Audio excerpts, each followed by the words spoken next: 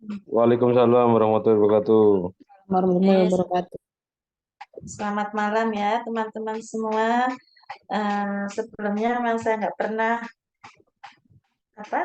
ngisi di keperawatan ya. Jadi ini pertama kali saya mengisi untuk keperawatan maternitas ya. Saya bidan, nama saya Bu Sri Wahyuni. Sehari-hari saya bekerja di Rumah Sakit Suwandi. Oke.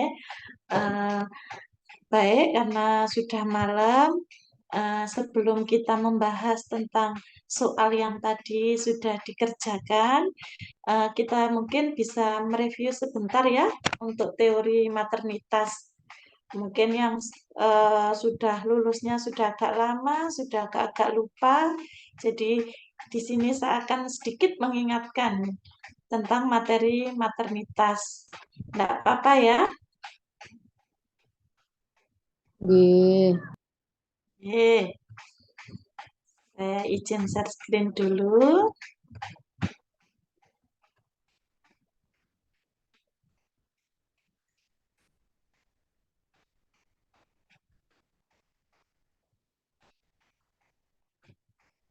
Sudah terlihat?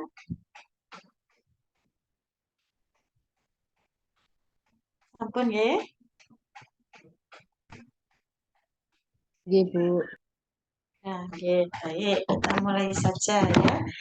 Nah, memang di maternitas itu agak berbeda sedikit dengan keperawatan ya.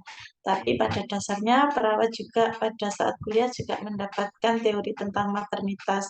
Mungkin kalau yang kesehariannya di puskesmas ada di KIA mungkin sudah tidak asing lagi ya. Tapi bagi teman-teman yang di ruangan mungkin sudah agak-agak lupa, jadi kita review sebentar untuk teori maternitasnya ya. Nah, untuk teori maternitas ini meliputi dari kehamilan, persalinan, nifas, bayi baru lahir, kemudian anak, balita, dan prasekolah, serta KB dan gangguan reproduksi ya. Mungkin untuk soalnya tidak seperti bidan yang lebih detail, lebih dalam ya. Untuk maternitas soalnya kebidanan tapi yang umum ya. Nah, sebelumnya kita akan membahas tentang kehamilan, di mana kehamilan itu adalah dimulai dengan terjadinya konsepsi sampai dengan persalinan. Menurut teori bahwa kehamilan itu terjadi selama 40 minggu ya, atau 9 bulan 7 hari dihitung dari HT-HT. Kemudian dari kehamilan itu sendiri akan menimbulkan berbagai tanda atau gejala. Gejala itu ada yang gejala pasti dan ada yang gejala kemungkinan hamil. Kalau yang gejala kemungkinan hamil itu bisa aminore, mual muntah, ngidam, kemudian mudah lelah, pembasaran payudara, sering BAK atau konstipasi, dan perubahan pada abdomen yang membesar. Akan tetapi itu masih tanda dan gejala yang tidak pasti. Untuk tanda dan gejala pasti kehamilan itu ada dua, yaitu yang pertama adanya detak jantung bayi, janin, yang kedua adanya gerakan janin, dan yang ketiga dari hasil pemeriksaan USG ataupun foto ronsen akan terlihat adanya janin. Jadi kalau hanya terlambat haid itu bukan termasuk tanda pasti dari kehamilan. Kemudian kehamilan sendiri itu 40 minggu itu dibagi menjadi 3, yaitu trimester 1, trimester 2, dan trimester ketiga. Dari masing-masing trimester ini ada standar kunjungan ANC. Untuk trimester 1, ibu hamil disarankan untuk periksa sebanyak minimal 2 kali. Kemudian pada trimester kedua 1 kali, dan pada trimester ketiga minimal 3 kali ya. Jadi 6 kali kunjungan adalah standar minimal dari pemeriksaan kehamilan atau ANC. Kemudian dari kehamilan itu sendiri akan menimbulkan berbagai perubahan fisik. Yang pertama, pada trimester 1 maka akan terjadi pembesaran payudara, sering BAK, konstipasi, kemudian morning sickness atau emesis gravidarum, merasa lelah, sering pusing, kram kaki, kram perut, kemudian hipersaliva, dan peningkatan berat badan. Untuk trimester 2 juga terjadi perut membesar, kemudian sering sendawa, rasa panas di perut atau yang disebut dengan heartburn, kemudian nyeri di bagian perut bawah, kemudian payudara mengeluarkan kolostrum. Kemudian untuk trimester 3 biasanya sering ditandai dengan adanya nyeri pada bagian belakang. Kolostrum sudah mulai diproduksi, kemudian ada nokturia, kemudian sulit tidur, varises, Braxton Hicks atau kontraksi palsu. Kadang-kadang juga ada disertai dengan bengkak dan kram pada kaki. Kemudian ini tadi tanda-tanda kehamilan, ada tanda pasti dan ada tanda kemungkinan hamil. Kalau pasti ya pasti ada DCC, gerakan janin, dan dari hasil pemeriksaan USG akan ditemukan adanya kehamilan atau janin. Nah, untuk pemeriksaan ANC sendiri ada standarnya, yaitu ada 10T, pemeriksaan tinggi fundus, pemeriksaan tensi, pemeriksaan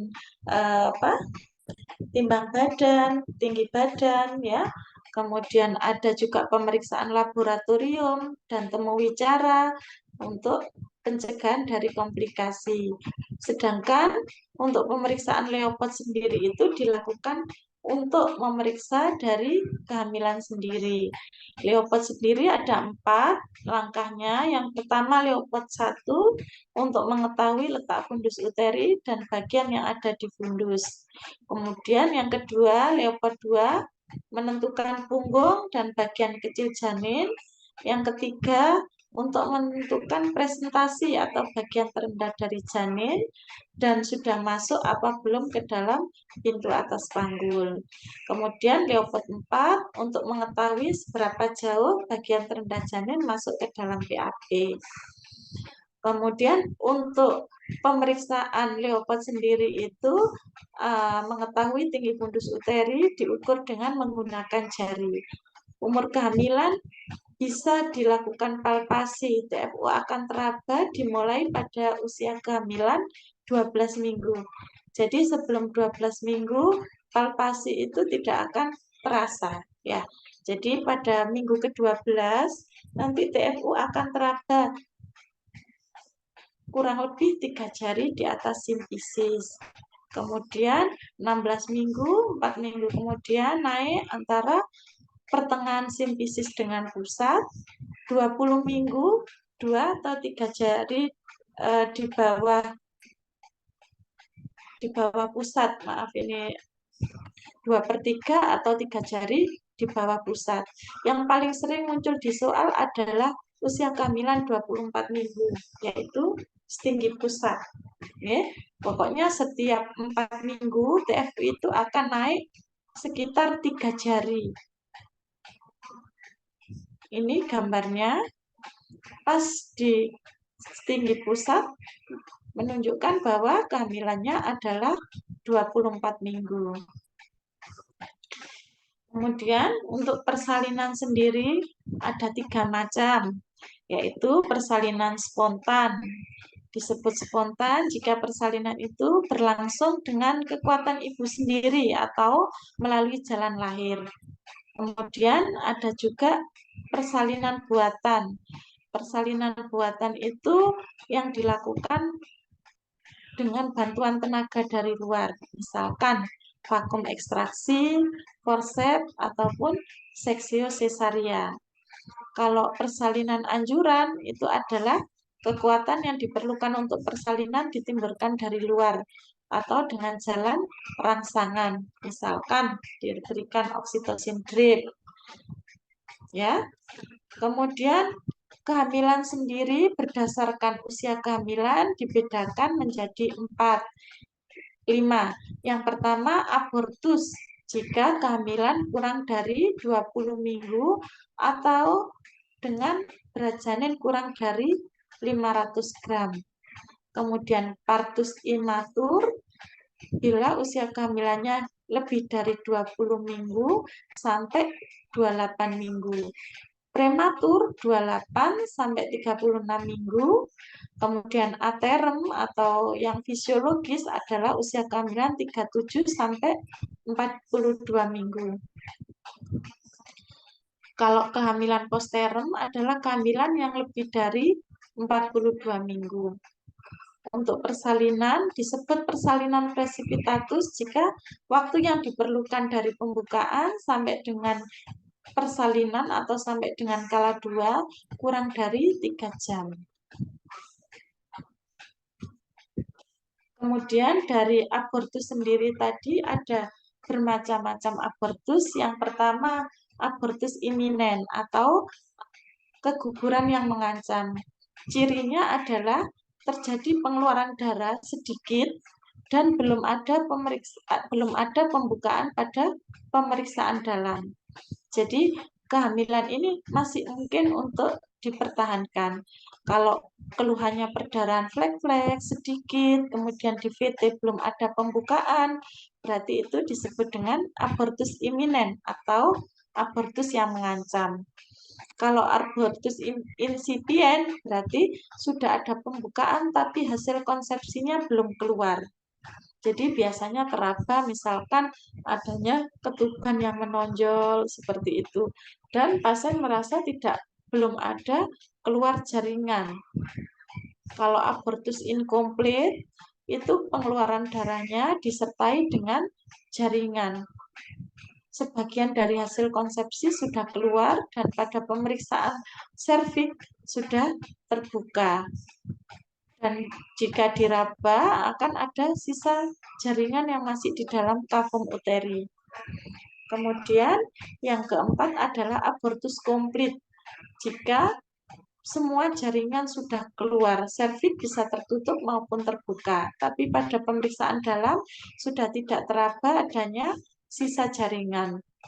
Kemudian abortus habitualis adalah abortus yang terjadi lebih dari 3 kali berturut-turut.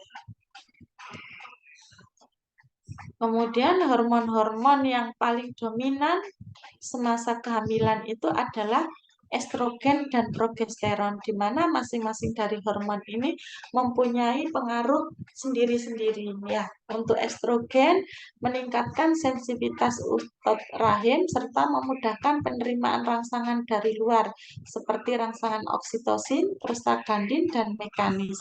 Untuk progesteron sendiri akan mempengaruhi sensitivitas otot rahim. Kemudian menghambat rangsangan dari luar seperti rangsangan oksitosin, prostaglandin, dan mekanis, serta menyebabkan otot rahim dan otot polos relaksasi. Jadi pada kehamilan yang belum aterem, progesteron itu akan meningkat untuk mempertahankan dari kehamilan itu sendiri. Tapi ketika pada akhir kehamilan, progesteron itu akan turun dan estrogennya akan meningkat sehingga timbul kontraksi uterus. Tanda-tanda persalinan sendiri ada lengthening, kemudian terjadi his permulaan yang semakin lama akan semakin adekuat, adanya pengeluaran lendir darah, pengeluaran cairan, kemudian ada gangguan kadang-kadang disertai gangguan saluran cerna, dan pada pemeriksaan dalam serviksnya akan mendatar dan adanya pembukaan. Untuk imunisasi TT ibu hamil itu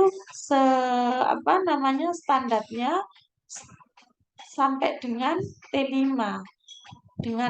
Sampai dengan T5 itu maka akan ibu dan bayi akan terlindungi dari penyakit tetanus sampai dengan 25 tahun.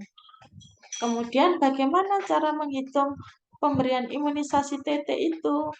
Untuk TT1 berarti awal kali dia diberikan imunisasi TT. TT2 TT yang diberikan dengan jarak minimal 1 bulan setelah TT1 dengan lama perlindungannya adalah 3 tahun. Kemudian TT3 minimal 6 bulan setelah TT2 dan akan memberikan perlindungan selama 5 tahun.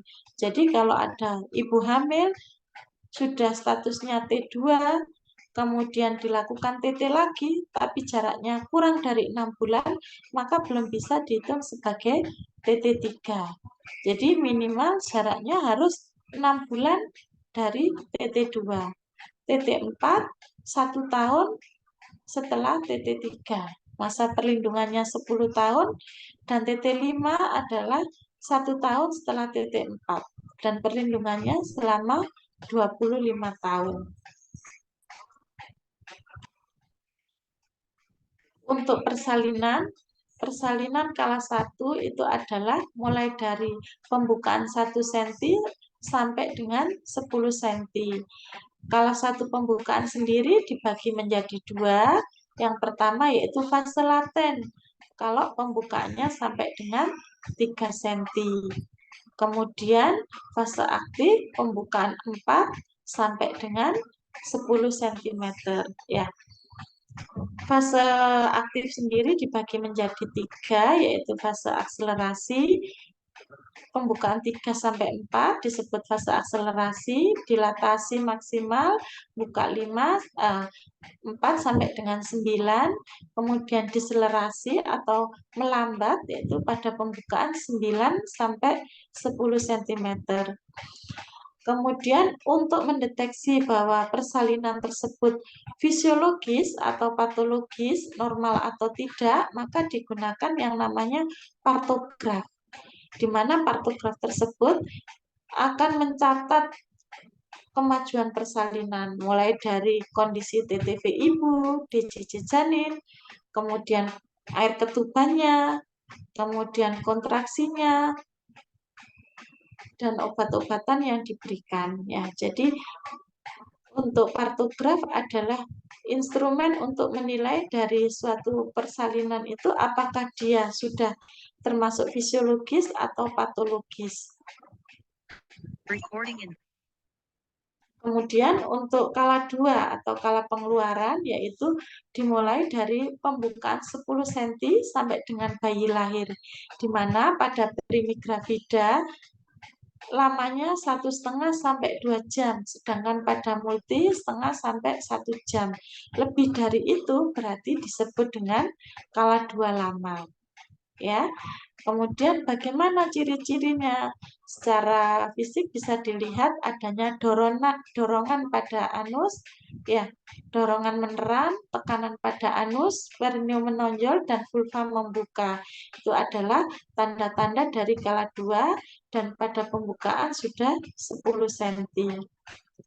Kemudian kala 3 yaitu kala plasenta, di mana waktunya adalah sejak setelah bayi lahir sampai dengan plasenta lahir. Waktu yang diperlukan kurang lebih 10 menit sampai 15 menit ya. Tapi sampai 30 menit pun masih dianggap normal. Lebih dari 30 menit berarti sudah termasuk retensio plasenta ya. Kala 4 setelah plasenta lahir sampai dengan 2 jam postpartum, di mana pada fase ini rawan sekali terjadinya perdarahan postpartum ya. Jadi pada saat 2 jam PP ini kita harus betul-betul melakukan observasi tanda-tanda vital, kontraksi uterus, termasuk kandung kemih. Jadi kontraksi yang lembek bisa disebabkan oleh kandung kencing yang penuh yang akan menyebabkan HPP pada ibu postpartum. Dan untuk kala 4 ini dilakukan perawatan bayi baru lahir, di mana bayi akan dilakukan IMD, kemudian diberikan injeksi Vitka, dan pemberian imunisasi hepatitis.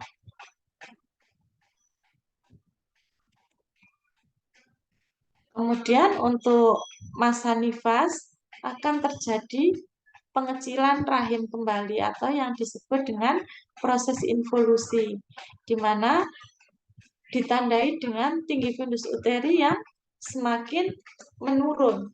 Ketika bayi baru lahir, tinggi fundus uterinya masih setinggi pusat, berat uterus kurang lebih 1000 gram, kemudian setelah plasenta lahir, 2 jari bawah pusat, 1 minggu pertengahan pusat dengan disimfisis, kemudian 2 minggu sudah tidak teraba, dan akan kembali normal pada usia 8 minggu postpartum.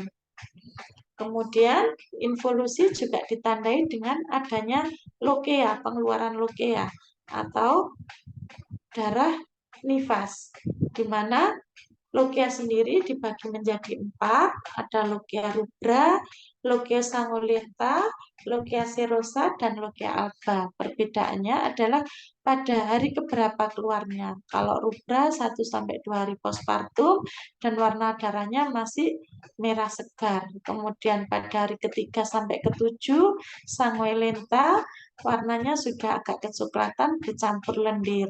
Serosa 1 minggu setelah persalinan dan alba 2 minggu setelah persalinan. Cairannya berubah warna menjadi putih.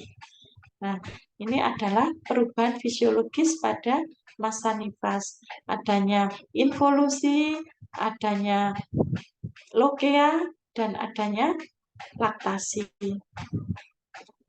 Kemudian untuk perubahan psikologi pada masa nifas itu ada 3. Yang pertama, taking in, di mana terjadi pada 1-2 hari setelah melahirkan.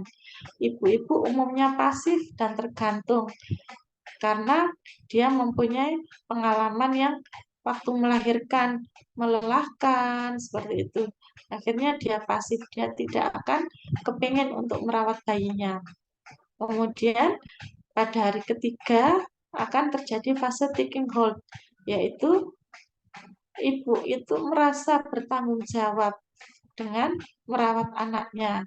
Sangat sensitif, mudah tersinggung, dan mudah marah. Nah, kalau dia tidak bisa melewati masa ini, bisa terjadi yang namanya baby blues atau gangguan psikologis pada ibu nifas karena merasa tidak mampu merawat bayinya. Kemudian ada fase letting go. Ibu sudah bertanggung jawab penuh dalam mengasuh anaknya. Nah, ini untuk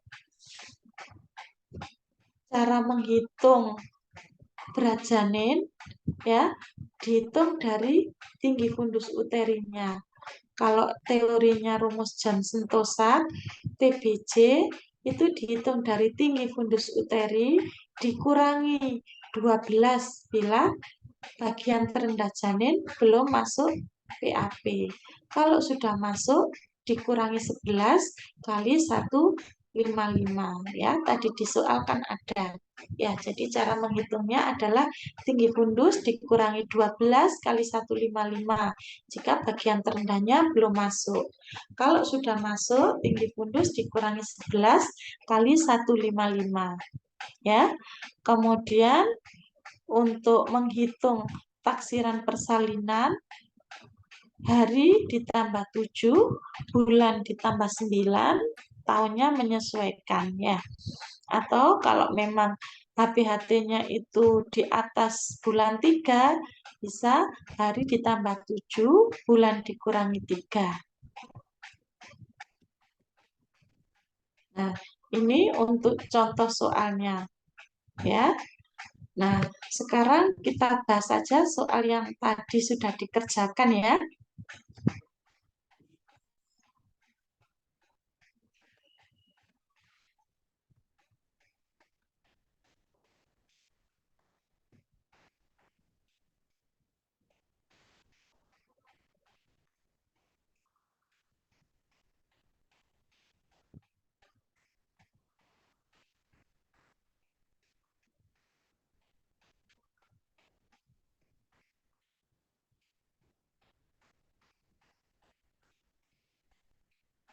Tadi kira-kira ada kesulitan enggak mengerjakannya?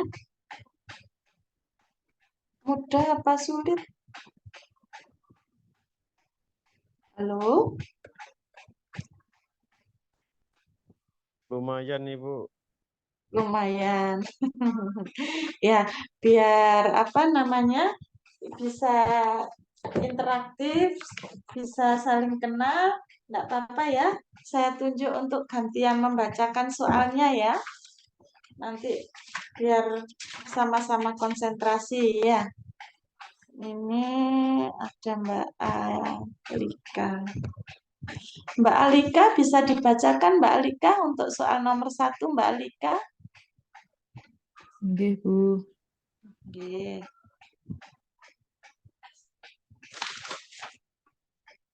Kelihatan? Kelihatan Mbak Alika? Nggih, Bu, kelihatan. Nggih. Soalnya mana nggih, Bu? Dalam? Soalnya pundi nggih? Soalnya belum terlihat. Nggih, Belum keluar Bu soalnya. belum Masih keluar, muter. Bu. Oh iya iya iya, bentar ya. Kok nggak kelihatan sini sudah. Ya, sebentar.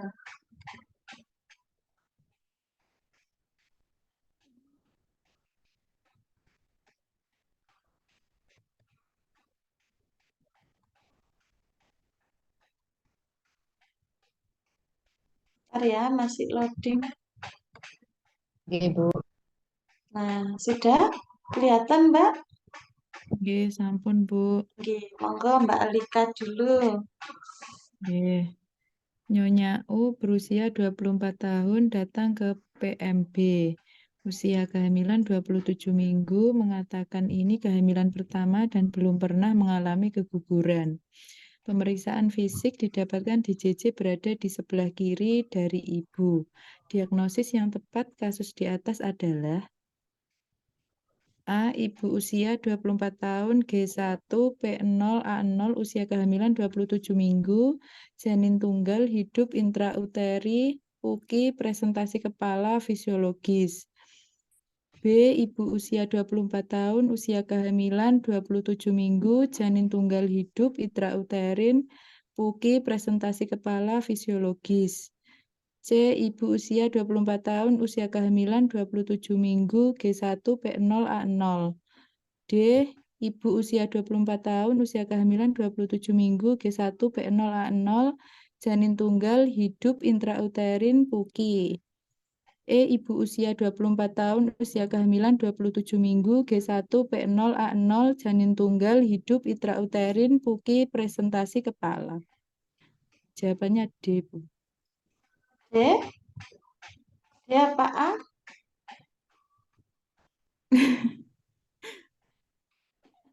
Apa Kalau Mbak? saya A Bu. Alasannya Mas? Soalnya tunggal hidup intrauterin, UKI presentasinya letak kepalanya itu fisiologis Ibu. Iya, betul BCJ-nya ya. kan Jadi sebelah kiri. iya, jadi betul ya. Jawaban yang paling tepat adalah A. Lah, masih perawat tapi sip. Nggak apa-apa Mbak Alika. Memang Ngawur Nggih, Bu. Bu. sudah lama Ngawur. ya, nggak Nggih. megang ya. Lupa, Bu. Itulah fungsinya kita belajar bersama ya. Mungkin ada yang lupa, jadi ingat sekarang ya. Oke, untuk soal nomor 2, Mbak Fani ada? Mbak Fani?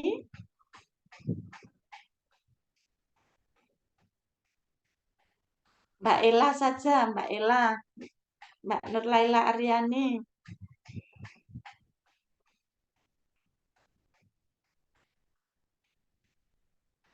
Nggak ada semua. Mas Angga. Nomor 2 Mas Angga.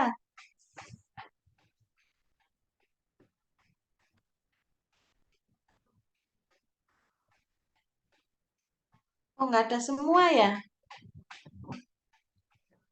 Mas Arif? Ya, sendiri aja, Bu. Hah? Pada kemana ini orangnya? Mbak Yuli ada Mbak Yuli. Ada, Bu.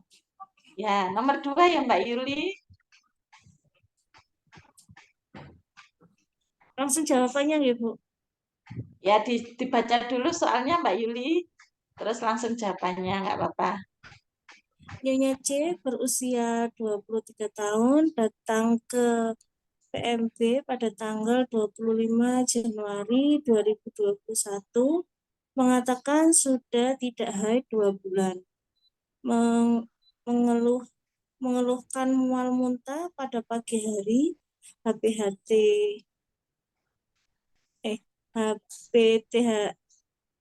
Ya, tanggal PHT.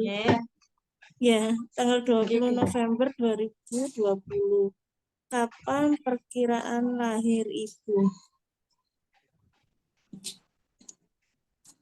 Ayo, tadi Yang D, Bu. yang D ya. Hari ditambah 7, berarti 27 November, karena lebih dari 4 bisa dikurangi 3, 3. jadi 8. Ya, Iya. kemudian tahunnya menyesuaikan. Ya, Ditambah 1. betul ya, jawabannya D ya.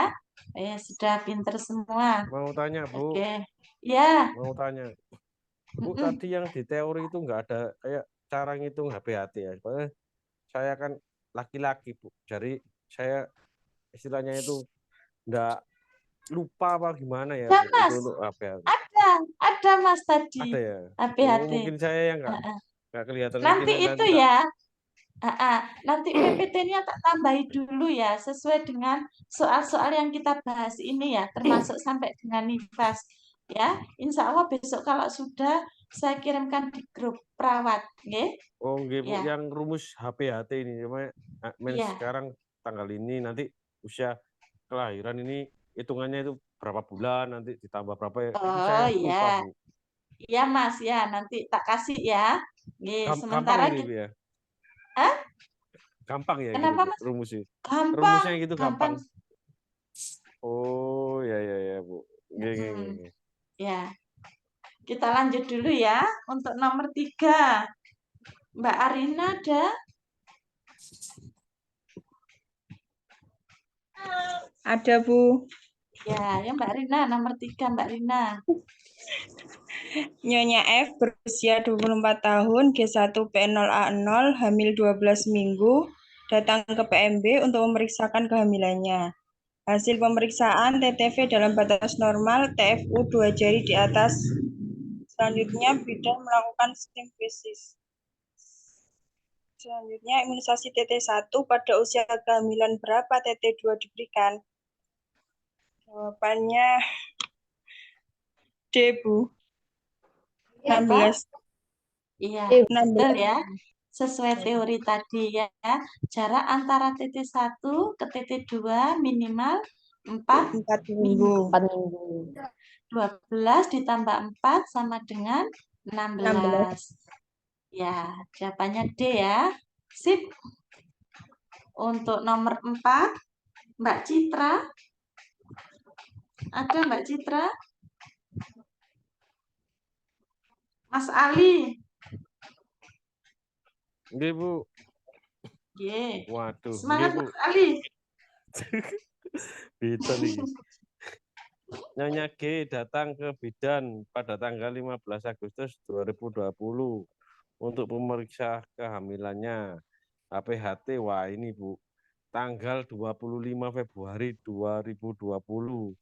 Keluhan yang dirasakan adalah muncul flek hitam pada wajah ya, Bu ya. Ya. Terutama pada pipi, hidung, dahi. Keluhan Nyonya G disebut Apa, Mas? nggih, Bu, hiperpigmentasi nggih. Nah, hiperpigmentasi itu adalah penyebabnya, tapi istilahnya topeng kehamilan adalah D, kloasma gravidarum. Oh, Semuanya itu adalah akibat dari adanya hiperpigmentasi. Stria alba, nah itu kan garis yang ada di tengah-tengah perut itu Mas yang menghitam itu namanya stria alba. Kalau livide itu yang seleret-seleret di bagian perut itu, stigmat itu ya. Nah, linea nigra. Bedanya apa ya, Bu? Stria alba, livide. Kalau stria alba itu biasanya terjadi pada ibu yang sudah multipara atau sudah melahirkan lebih dari satu. Biasanya warnanya itu putih gitu Mas, perak gitu. Tapi kalau sterilividae itu biasanya garis-garisnya warnanya keunguan atau coklat. Biasanya terjadi pada ibu-ibu yang primigravida atau hamil pertama. Ya, kalau linea itu garis tengah di perut dari pusat sampai ke simpisis itu loh Mas, yang hitam. Oh ya, Sudah menikah yang belum? coklat itu ya Bu ya, yang coklat dari Ya, tengah ke betul. itu. Nah, semua ini adalah tanda-tanda kehamilan ya. Penyebabnya adalah karena peningkatan hormon melatonin ya yang menyebabkan terjadinya hiperpigmentasi. Dan hiperpigmentasi letaknya di mana itu berbeda-beda namanya. Kalau yang di muka itu namanya kloasma gravidarum ya Mas ya. Oh nggih Bu, soalnya ini ada pipi, hidung, wah ini di pigmen ini mungkin gitu Bu jawaban Iya, saya. ya betul. Memang semuanya ini adalah pengaruh dari hiperpigmentasi. Cuman istilah atau namanya berbeda tempat, berbeda nama, Mas. Kalau yang plasma ini sering sekali karena umum. Biasanya kalau istrinya hamil, kadang-kadang jadi lebih hitam, terutama di daerah wajah. Nah, itu namanya topeng kehamilan atau plasma gravidarum. Ya, nanti PPT-nya nanti tak lengkapi, Mas ya. Maaf tadi buru-buru soalnya, jadi itu PPT lama, belum diupdate. Kemudian kita lanjutkan soal nomor 5, Mbak Kokom. Ibu, Mbak Kokom, Mbak Kokom, nomor 5, Mbak Kokom. Nyonya N berusia G1 PN0 A0 datang ke bidan untuk memeriksakan kehamilannya, mengeluh sering mual, sakit punggung dan pusing. Hasil pemeriksaan perut membesar, DJJ 144 kali per menit, tensi 120/70. Apakah yang merupakan tanda pasti kehamilan pada kasus tersebut? D, Bu, terdengar DJJ. Ya, betul ya. Jadi terdengar DJJ ataupun ada gerakan janin dan pemeriksaan USG yang menunjukkan adanya janin adalah tanda pasti kehamilan. Kalau PP tes positif, apakah termasuk tanda pasti kehamilan? Tidak. Ya, karena pada penyakit tertentu bisa juga PP tesnya positif. Ya, jadi amenore, PP tes positif itu masih tanda kemungkinan hamil, bukan termasuk tanda pasti kehamilan. Lanjut, nomor 6. Mbak Ratna ada? Ada, Bu. Oke, monggo Mbak Ratna. Nyonya H berusia 30 tahun, G2 P1A0 datang ke bidan dan mengeluh kakinya kram. Hasil pemeriksaan usia kehamilan 32 minggu, TFU 33 cm, palpasi kepala belum masuk panggul dan pemeriksaan janin baik. Berapakah taksiran berat janin? Jawabannya itu saya D, Bu. 3.410. Kalau belum masuk dikurangi berapa, Mbak? Kalau belum masuk itu dikurangi 12. Betul. Kali Kali 155. 155. Ya, jawabannya B ya. Iya. Nggih, Bu. Ya, betul ya. Oke. Jawabannya B ya. Jadi 33 dikurangi 12 kali 155 sama dengan 3255. Wah, ini perawatnya sudah nyanyi bidane nih, pinter-pinter semua. Di teori ada ya Bu itu berat Wah, janin. ada Mas. Ada. Ada ya. Waduh ini ketinggalan Iya. saya. Gitu. Nah makanya mungkin wis lulus wis suwe Mas, jadi lupa. Dulu waktu Nggih. stase maternitas malu paling. Jadi Gak boleh lihat saya Bu. ya wis nanti sekolah lagi ya Mas, S2 keperawatan. Nggih, amin. Nomor 7, Mbak Wiwi ada? Monggo Mbak Wiwi. Nggak ada? Mbak Siska? Mbak Siska juga nggak ada. Mbak Toila? Walah Mas, pada kemana semua? Wis ayo Mas, sampean lagi Mas Ali. Nggih, Bu, ini jam 9 mau kerja soalnya. Gak apa-apa, Bu.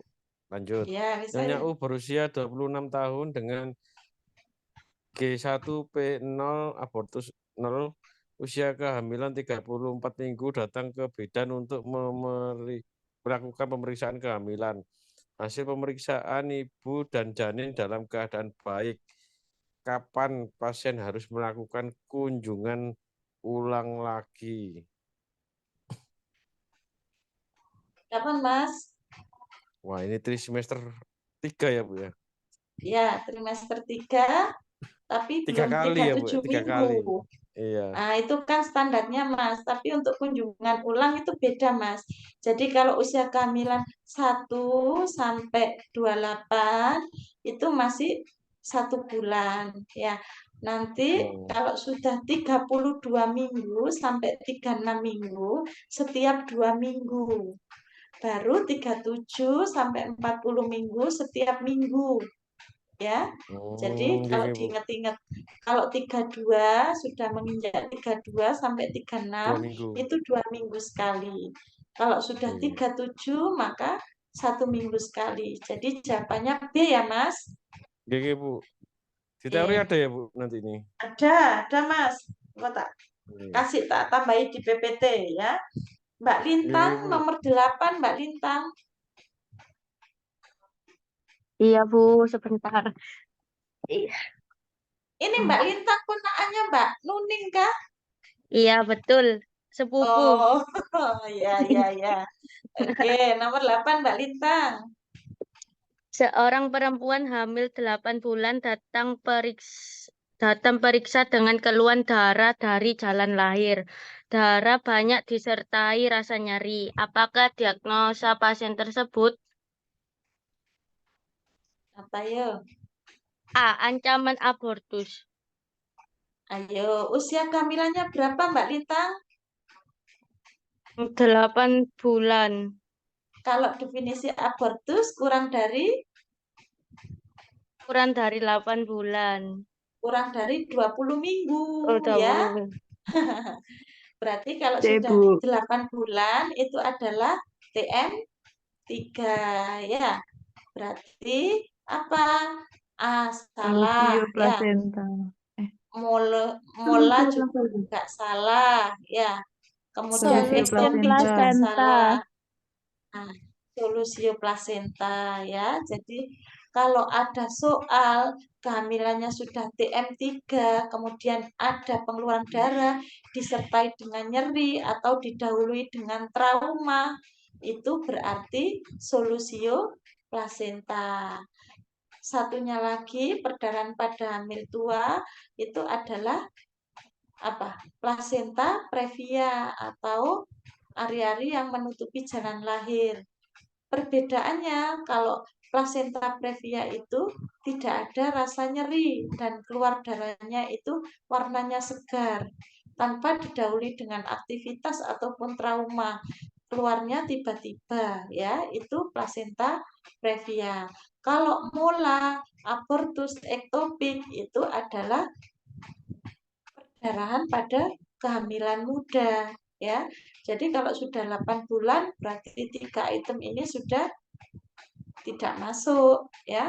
Kalau pilihan jawabannya solusio sama plasenta previa, dilihat lagi keluarnya kapan darahnya, tiba-tiba atau setelah terjadinya trauma gitu ya. Nomor 9.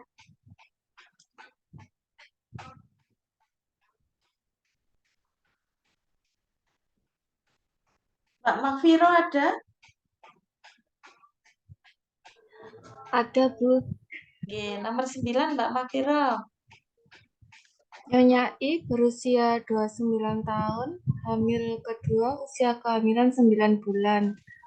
Datang ke PMB untuk kunjungan ulang kehamilan. Hasil pemeriksaan jenis janin tunggal hidup intrauterin. Punggung kanan, kepala sudah masuk panggul, TFU MC, donal 30 cm. Berapakah TBC pada kasus tersebut? Berapa?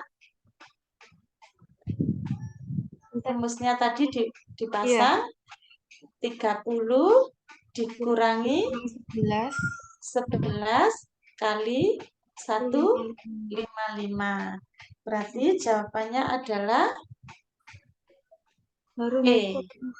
Ya, E ya. 2945. Ya, yang penting paham prinsipnya, Mbak. Kalau sudah masuk dikurangi 11, kalau belum masuk dikurangi 12. Oke. Nomor 10. Mbak Fani nggak ada? Mas Angga? Mas Arif? Nggak ada juga. Mas Random King? Siapa Random King? Nggak ada juga. Mbak Siska? Mbak Wiwi? Yes, yang ada aja. Mbak Alika lagi, Mbak Alika. Nggih, Bu. Nggih. Nyonya H berusia 32 tahun, G2, P1, A0 datang ke PMB memeriksakan kehamilannya. Hasil pemeriksaan abdomen diketahui TFU setinggi pusat. Usia kehamilan pasien tersebut adalah B, 24 minggu. Ya, betul. Betul sekali. Nomor 11, Mbak Arina. Ya, Bu. Nyonya P berusia 26 tahun, G2 P1 A0, datang ke rumah sakit untuk memeriksakan kehamilannya. Hasil pengkajian diketahui pasien tidak mendapat haid sejak 2 bulan yang lalu. Hasil pemeriksaan didapatkan TTV dalam batas normal. Waktu ANC ulang yang dianjurkan pasien tersebut adalah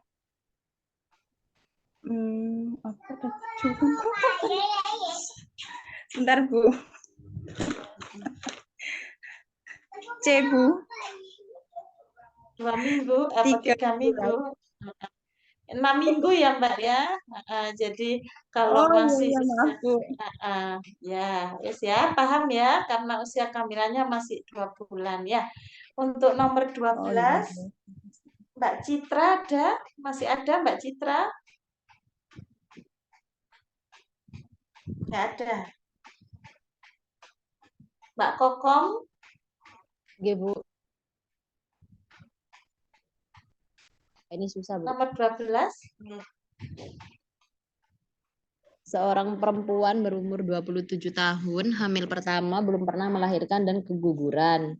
Datang ke bidan praktek swasta, merasa kenceng-kenceng. Hasil pemeriksaan didapatkan tensi 120/80, nadi 84, RR nggak ada, Ibu. Iya, wis langsung TFU aja, Mbak. TFU-nya 27 cm, punggung kanan, kepala sudah masuk 3/5. DJJ-nya 146 kali per menit, kontraksinya 3 kali per menit, dengan durasi 30 detik. Pembukaannya 5 cm. Kakak itu apa, Bu? Ketubannya positif, Ketuban presentasi positif, kepala. presentasi kepala. Diagnosa yang tepat untuk perempuan tersebut adalah Masuk kala 1 apa kala 2? Kala 1 ya. 1, Bu. Pembukaan di atas 3 cm berarti fase Akselerasi. aktif. Oh, aktif. Aktif ya. Kemudian buka 5 sampai 9 adalah dilatasi maksimal. Nomor 12 jawabannya D ya. Kalau diselerasi itu kalau pembukaan 9 ke 10 cm ya.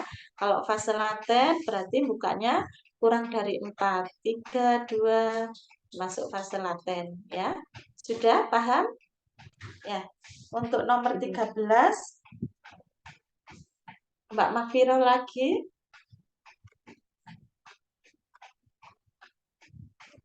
Masih ada Mbak Mafiro? Ada, Bu. Oke, nomor 13. Nyonya Y berusia 26 tahun dengan G2 P1 A0, hamil 3 bulan, 34, datang ke PMB BBM, klien mengeluh mengeluarkan darah bercak-bercak dari kemaluan, serta akhir-akhir ini ibu merasa sering mual dan kadang sampai muntah. Hasil pemeriksaan keadaan umum lemah, tensi 90/60, nadi 100 kali per menit, RR 16 kali per menit, dan suhu 36,5 derajat. Hasil pemeriksaan palpasi perut membesar tapi tidak teraba balotemen. Pemeriksaan vagina Toucher belum ada pembukaan, terlihat darah kecoklatan. Diagnosa yang tepat sesuai dengan kasus tersebut adalah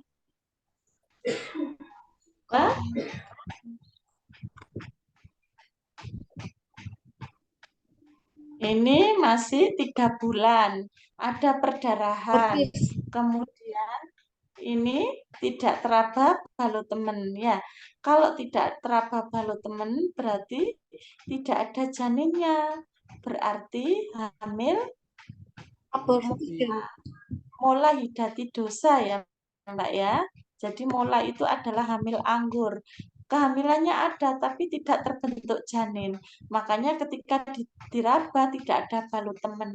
Balotemen itu adalah yang keras itu loh Mbak, yang teraba bagian-bagian janin. Itu namanya balotemen.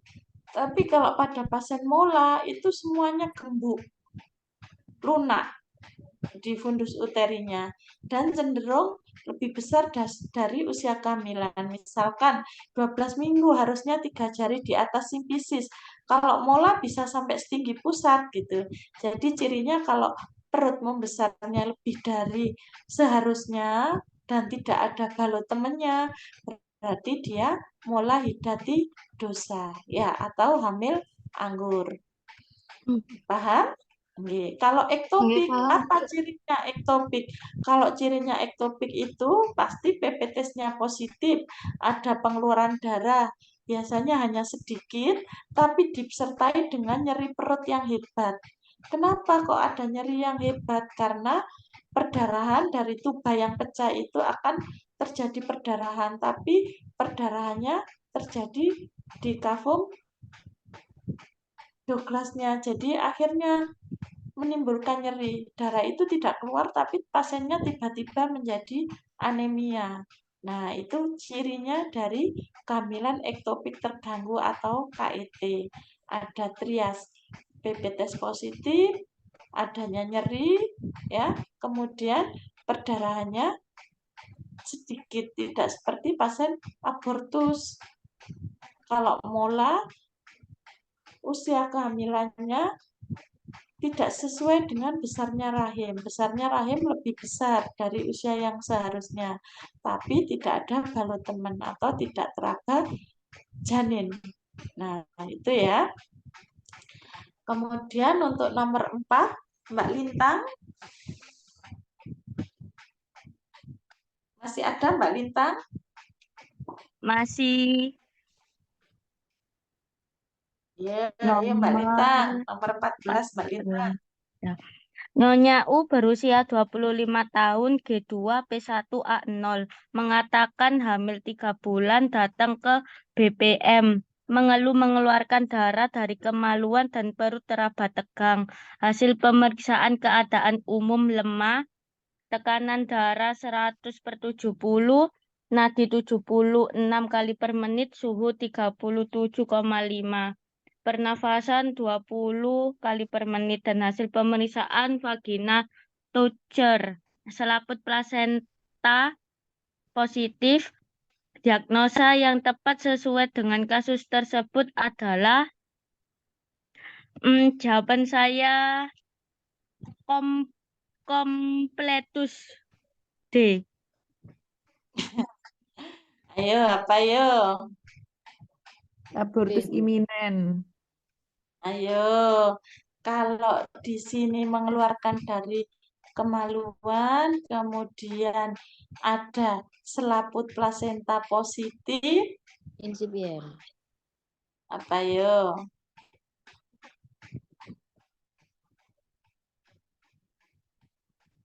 Berarti Kalau di sini tidak ada C. keterangan sudah keluar jaringan, Berarti insipien, Bu. insipien ya. Kalau di sini ada keluar darah disertai gumpalan seperti daging misalkan. Nah, itu kadang-kadang sudah incomplete kalau memang masih teraba selaput plasenta tapi sudah ada sebagian jaringan yang keluar. Tapi kalau belum ada jaringan yang keluar, kemudian pemeriksaannya sudah terbuka serviknya, berarti itu sedang berlangsung atau insipien. Kalau iminen itu mengancam, masih belum ada pembukaan, belum ada pengeluaran jaringan.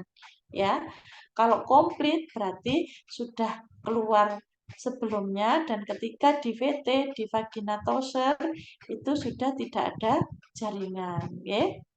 Jawabannya apa berarti? Oke ya. Oke. Nomor 15.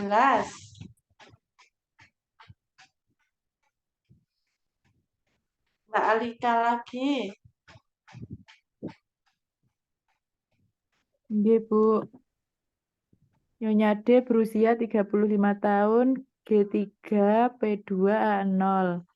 Usia kehamilan 32 minggu. Datang ke Puskesmas mengeluh perutnya lebih cepat besar dari kehamilan sebelumnya.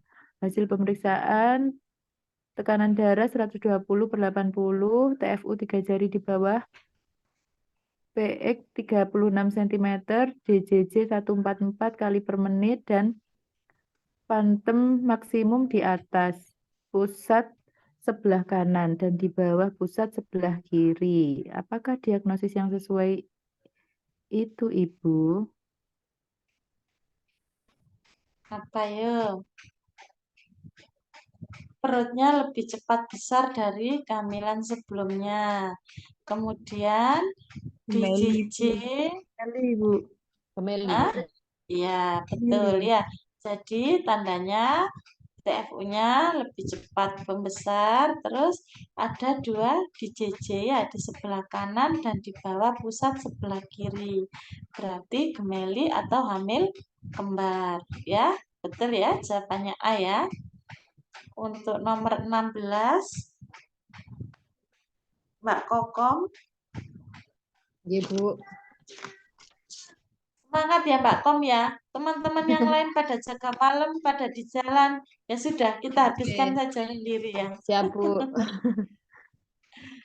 Nyonya K berusia 25 tahun, G1P0A0, hamil 36 minggu, datang ke PMB.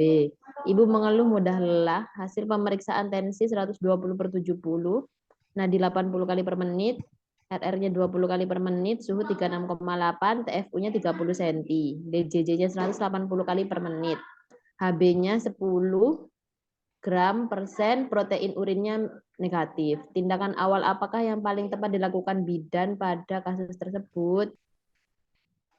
C, Bu. Betul ya. Jadi resusitasi intrauterin. Karena apa? Di situ DJJ-nya sudah takikardi 180. DJJ normal adalah 120 sampai 160. Jika sudah ada takikardi, kemudian ibunya juga merasa lelah, mudah lelah, ya HB-nya 10, berarti dia mengalami anemia ringan. Nah, tindakan awal yang dilakukan adalah resusitasi intrauterin. Tujuannya apa? Tujuannya agar kondisi janinnya membaik dulu. Diharapkan dengan diberikan oksigen, diberikan infus, posisi miring kiri, DJJ-nya akan membaik. Ya. Kemudian baru langkah selanjutnya penanganan anemia ibunya ataupun masalah yang lainnya ya. Betul jawabannya C. Nomor 17. Mbak Citra ada? Siapa? Gantian, silakan.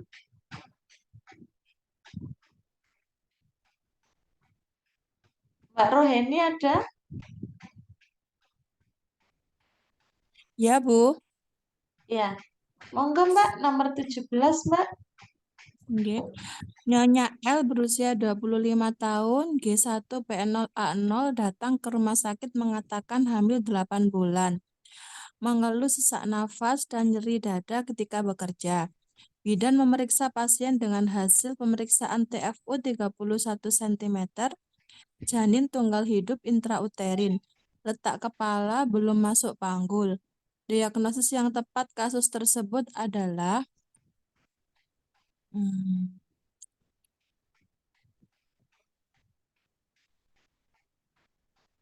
Tingkat berapa, Mbak? Kalau dia sesak nafas dan nyeri ketika bekerja, berarti tingkat 1. 1 apa 2? Tingkat 2, nggih, tingkat 2. Tingkat 2 ya, yang D itu harusnya 3, salah ketik.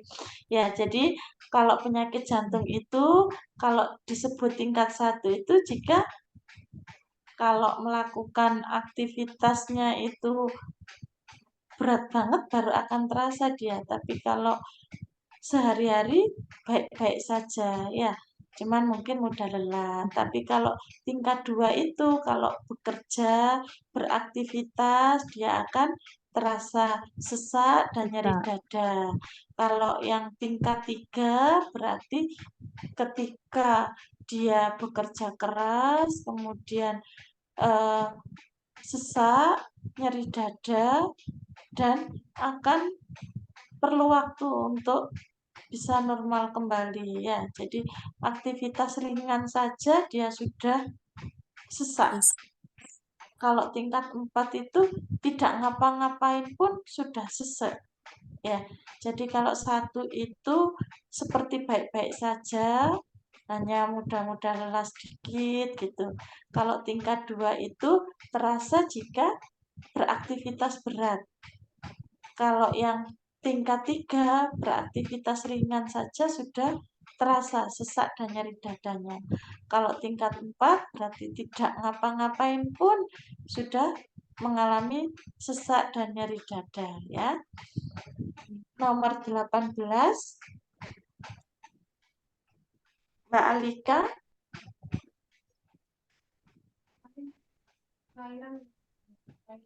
Tujuan pemberian asuhan pada masa nifas antara lain menjaga kesehatan ibu dan bayi, baik fisik maupun fisiologis. Ya, betul ya. Jadi pada masa nifas itu terjadi berbagai perubahan fisik maupun psikologis ya. Jadi tujuannya adalah untuk menjaga kesehatan ibu dan bayi, baik fisik maupun psikologis. Nomor 19. Apa lagi nih? Mbak Mahfira lagi. Seorang bayi laki-laki baru saja lahir di BPM dalam kondisi tidak menangis, warna kulit kebiruan, dan tonus otot lemah. Hasil penilaian setelah dilakukan langkah awal resusitasi, bayi bernafas, frekuensi jantung lebih dari 100 kali per menit, dan warna kulit akrocyanosis. Tindakan selanjutnya yang tepat dilakukan sesuai dengan kasus tersebut adalah ventilasi tekanan. Apa, Mbak? Ayo, indikasi VTP apa, Mbak? Ayo. Kalau nadinya kurang dari 100 ya, setelah dilakukan langkah awal baru dilakukan VTP. Kalau lebih dari 100 berarti bernafas. Sudah lebih dari 100. Betul ya.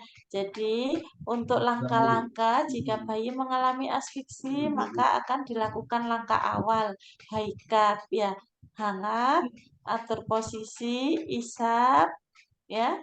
Kemudian kembalikan, atur posisi lagi. Jika sudah membaik, denyut jantung lebih dari 100, bayi sudah bernafas spontan, warna kulitnya sudah kemerahan, maka dilakukan asuhan bayi baru lahir normal. Tapi ketika sudah dilakukan high carb, tidak ada respon, nadinya masih kurang dari 100, bayi masih belum bernafas, baru dilakukan VTP, ya. Nah, nomor 20, Mbak Lintang lagi.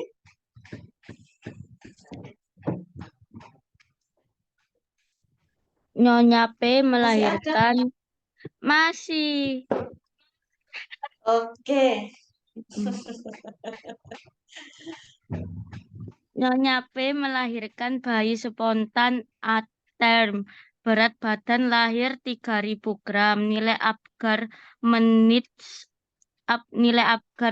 1. Frekuensi denyut jantung 110 kali per menit. Napas lambat tak teratur. Tonus otot fleksi pada ekstremitas. Refleks gerak sedikit. Tubuh dan ekstremitas kemerah-merahan. Nilai Apgar bayi pada kasus tersebut adalah, ini aku sedang menghitung. Dihitung dulu berapa.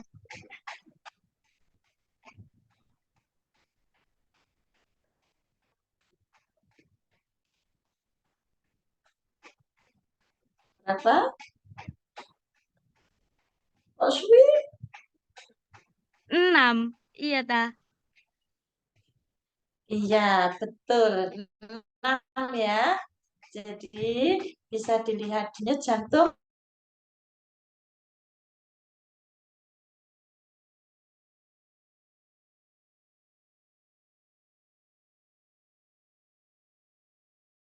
refleksnya sedikit 1, tubuh dan ekstremitas kemerah-merahan 2. Jadi total nilainya adalah 6.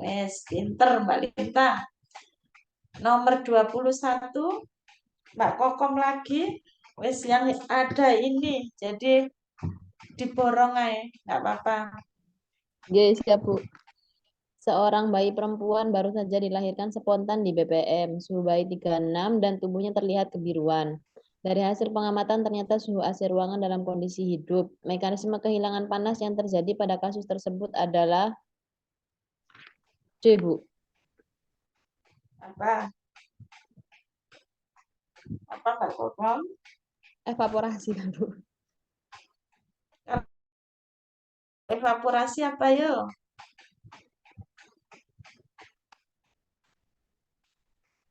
Kalau Penguapan mungkin, Bu. evaporasi Penguapan. itu, kalau evaporasi itu kalau bayi itu setelah lahir, kemudian dia terkena air ketuban, tidak segera dikeringkan, tidak segera dibungkus, itu evaporasi. Tapi kalau ini karena apa? Suhu ruangan yang lebih dingin, ya. Kalau suhu ruangan yang lebih dingin, dia akan memancar panasnya. Jadi yang betul adalah radiasi. Ya. Ya. Nomor 22. Nomor 22 aku yang nggak apa di sini. Mbak Arina. Oke, Bu. Bidan Mbak akan Arina. melaksanakan kunjungan neonatal. Oke, Bu.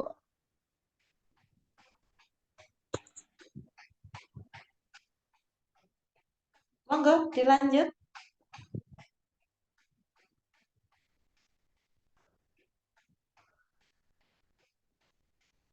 Mbak Arina.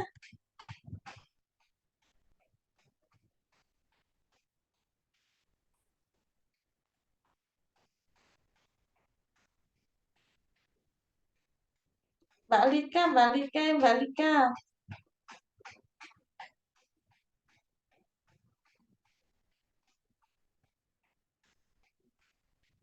Halo.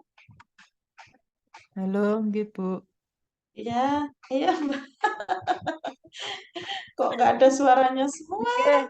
Nggih. Bidan akan melaksanakan kunjungan neonatal kedua pada bayi M. Waktu yang tepat dilakukan kunjungan 2 adalah 48 jam, Bu. Ayo, KN1 kapan? 6 6 jam, Bu. sampai 48 jam ya. Berarti KN2 adalah 3 sampai 7 hari. 7 hari. Ya, 7 sampai 14 hari KN3. Ya. Nah, berarti yang betul mana, Mbak?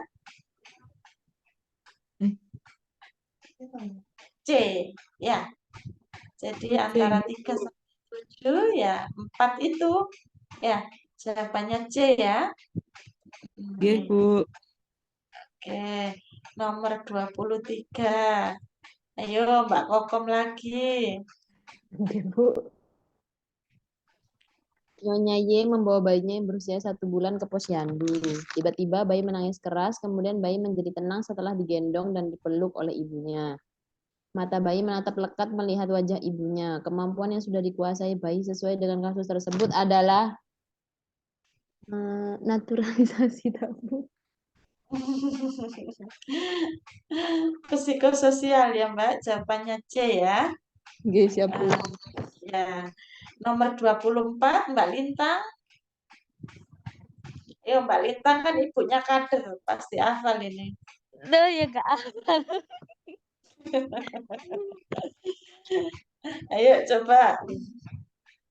Nyonya F membawa bayinya yang berusia 9 bulan datang ke PMB untuk melakukan penimbangan dan imunisasi ulang. Hasil pemeriksaan berat badan 8 kilo, panjang badan 58 cm. Bayi sedang dalam keadaan sehat.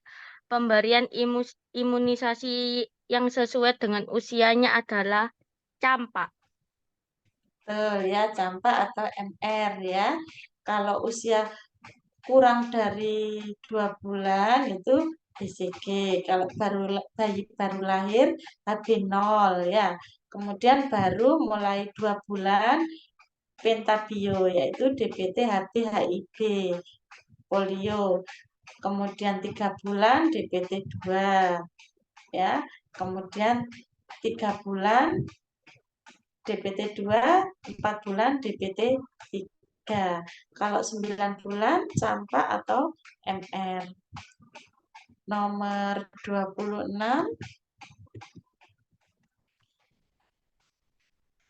Sukarela wes maca wes aku gak usah nunjuk. Gak bisa Ya, jawab. Mbak. Tapi Hah? belum bisa Ya. jawab. Gak apa-apa. Anak B berusia 3 tahun melakukan pemeriksaan di posyandu. Bidan meminta anak tersebut mengambilkan bola di dekat lemari dan anak tersebut bisa mengambilkan bolanya serta memberikannya kepada bidan. Jenis tes yang digunakan adalah nggak tahu, saya belum belajar ini kayaknya. Lupa kayaknya. Apa DDST ya, Bu? DDST apa C?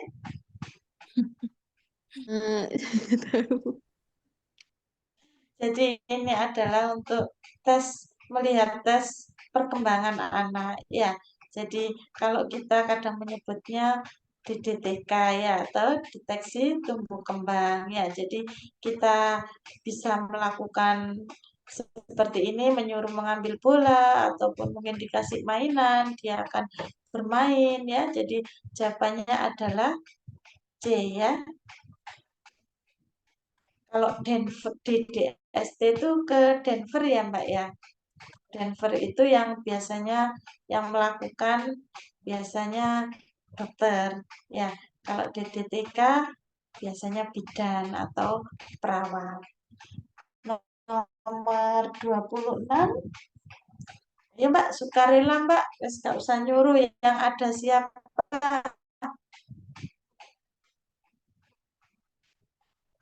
Ini wes hafal ya tadi tentang Apgar skor. Sekarang nomor 27. Ayo Mbak Lintang. 26 jawabannya apa, Bu? Nomor berapa? 26. Ayo ngitung lagi kayak tadi.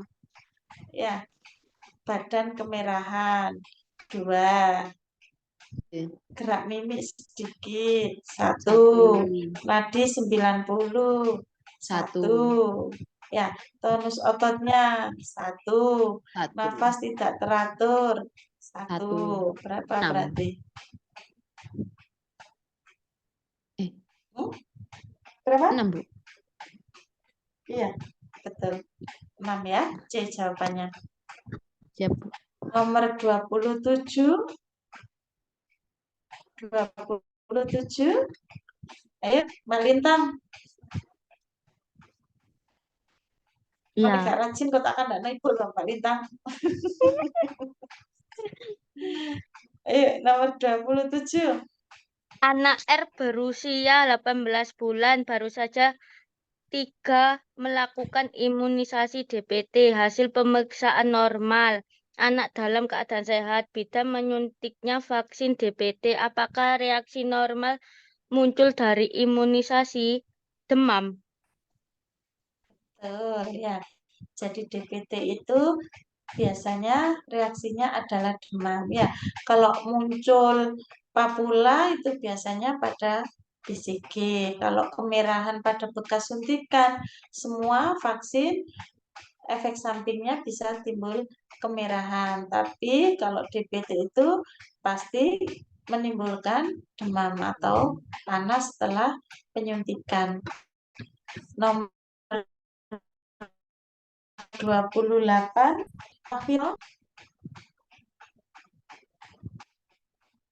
Mbak Makfira masih ada? Ada, Bu. Oke. Seorang bayi Nomor perempuan 28. lahir spontan 1 jam IPM. Usia kehamilan ibu pada saat lahir adalah 37 minggu. Bayi memiliki gerakan aktif, BB 2500 gram, panjang 47 dan RR 40 kali per menit. Pada hasil pemeriksaan tidak ditemukan kelainan.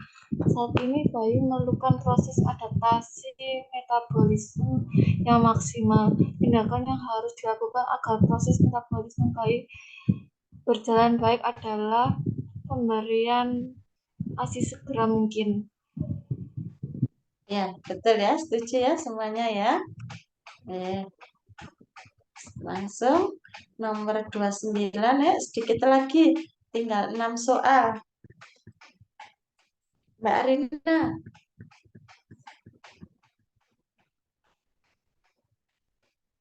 Oke, Bu.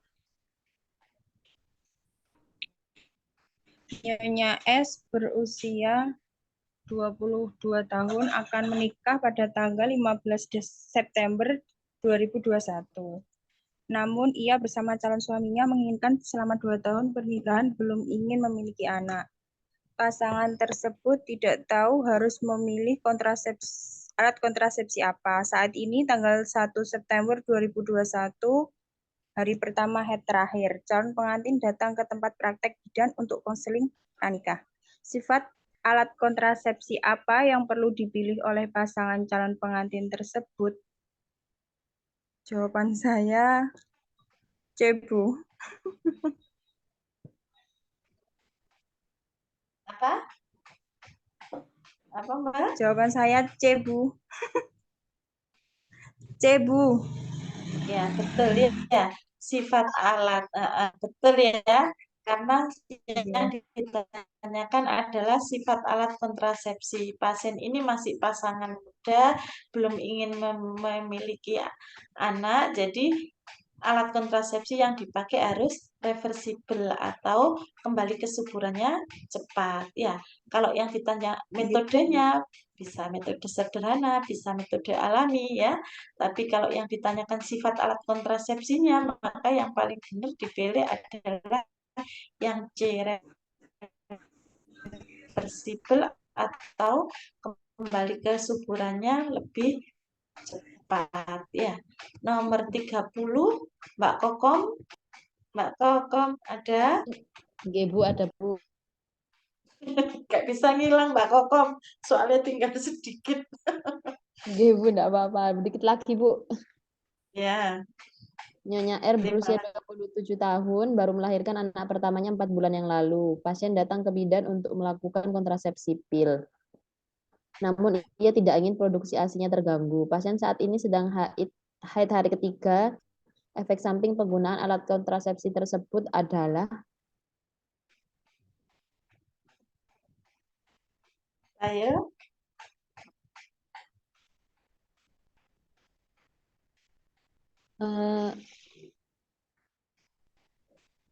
kalau pil biasanya hormon, Bu. Ya, apa? Berat badan naik, ya. Kalau kram kan enggak, amenorrhea kan enggak, karena pil bukan injeksi 3 bulan, ya. Kemudian nyeri haid hebat juga tidak. Ini biasanya terjadi pada pemakaian IUD, ya. Jawabannya adalah D. Nomor 31. Mbak Arina. Ya, Bu. Nyonya W berusia 25 tahun. P1A0 melahirkan di bidan 2 bulan yang lalu. Menyusui bayinya dan belum haid. Ibu datang ke PMB ingin menggunakan kontrasepsi yang sesuai dan tidak mengganggu kelancaran ASI. Hasil pemeriksaan didapatkan KU ibu baik, TTV normal, tidak ada kelainan. Jenis kontrasepsi yang dianjurkan bidan adalah Bu. Ya, betul ya. Metode amenorrhea laktasi. Tapi kalau seandainya di sini ada tulisannya ibu sudah haid, maka sudah tidak cocok lagi. Ya, karena sudah tidak efektif berarti meneteinya. Kalau sudah haid berarti tanda kesuburannya kan sudah kembali ya. Jadi tidak bisa memakai metode MAL. Kalau memang dia menetei sudah haid, kemudian ingin ASI eksklusif, pilihannya amenorrhea IUD ya, tanpa hormonal. Karena di sini ada kata-kata belum haid, maka masih bisa menggunakan metode amenorrhea laktasi. Nomor 32, Mbak Alika. Ya, kurang 3. Nyonya H berusia 50 tahun datang ke poli kandungan mengeluh menstruasi tidak teratur, hanya berupa bercak dan sering merasakan hawa panas menjalar pada wajahnya, pegal-pegal dan sulit mengontrol emosinya. Apakah penyebab kondisi pada tersebut pada kasus penurunan estrogen? Ya, betul ya. Ini adalah gejala yang dialami ibu dengan menopause ya. Ya, jadi ada yang namanya istilahnya hot flash atau rasa panas di wajah seperti itu. Kemudian mudah marah, mudah tersinggung ya. Itu disebabkan karena pada ibu dengan premenopause atau menopause terjadi penurunan hormon estrogen. Nomor 33, Mbak Lintang. Tiga. Nona Y berusia 16 tahun datang ke klinik mengeluh saat ini siklus haidnya lebih pendek, yaitu kurang dari 21 hari. Dia merasa ketakutan dengan keadaannya. Apakah siklus menstruasi yang dialami gadis tersebut? Apa tidak tahu? Bentar. Tidak tahu. Ya, jadi siklus haid normal itu kan kurang lebih 28 sampai 30 hari ya. Kalau lebih pendek dari 21 berarti dia sebulan bisa haid 2 kali. Kalau banyak berarti polimenorrhea. Kalau siklus haidnya itu panjang sampai lebih dari 35 hari itu disebut kebalikannya dari polimenorrhea, oligomenorrhea. hipomenore. Kalau hipomenore itu berarti haidnya itu pendek harinya. Maksudnya biasanya orang normal kan 5-7 hari. Kalau hipomenore itu 2-3 hari sudah selesai haidnya. Itu disebut hipomenore. Kalau dysmenore adalah nyeri pada saat haid. Kalau metrorargi berarti keluar darah banyak atau siklusnya memanjang ya. Jadi bukan siklusnya, lama haidnya ya. Kalau amenore berarti tidak haid. Ya, jawabannya A ya Mbak Lintang ya. Polimenore berarti lebih dari 1 kali dalam sebulan dia haid. Kalau siklusnya pendek, polimenore. Kalau siklusnya panjang, lebih dari 35, oligomenore. Ya. Nomor 34, Mbak Mahfiro. Ya, Bu. Nyonya A berusia 47 tahun datang ke rumah sakit mengeluh mengalami keputihan berwarna putih kemerahan dan berbau busuk. Ibu merasa nyeri bagian pinggang dan sakit ketika berhubungan. Ibu sudah periksa ke bidan dan dianjurkan untuk periksa ke puskesmas atau rumah sakit. Kemudian dilakukan pemeriksaan menggunakan cairan asam yang dioleskan pada leher rahim. Apa pemeriksaan yang dilakukan pada perempuan tersebut? IVA test. Ya, setuju ya semuanya ya. IVA test. Karena di sini adalah di bidang ya. Jadi untuk pemeriksaan sederhana deteksi dini dari CA cervix adalah IVA test. Baru kemudian kalau IVA-nya positif dilanjutkan dengan pap smear. Oke. Nomor 35 terakhir. Mbak Arina, terakhir Mbak Arina. Nggih, Bu. Nyonya S berusia 40 tahun datang ke puskesmas dengan keluhan sering keputihan berwarna kekuningan dan berbau. Untuk menegakkan diagnosis, bidan melakukan pemeriksaan IVA. Upaya apakah yang dilakukan oleh bidan tersebut? Jawaban saya C, Bu. Diagnosis dini dan pengobatan segera. Iya, betul ya. Jadi pemeriksaan IVA masuk dalam diagnosis dini dan pengobatan segera. Sekarang coba di jumlah berapa betulnya. Nggak usah malu. Sama-sama belajar ya. Coba pengen tahu seberapa ingatnya tentang maternitas.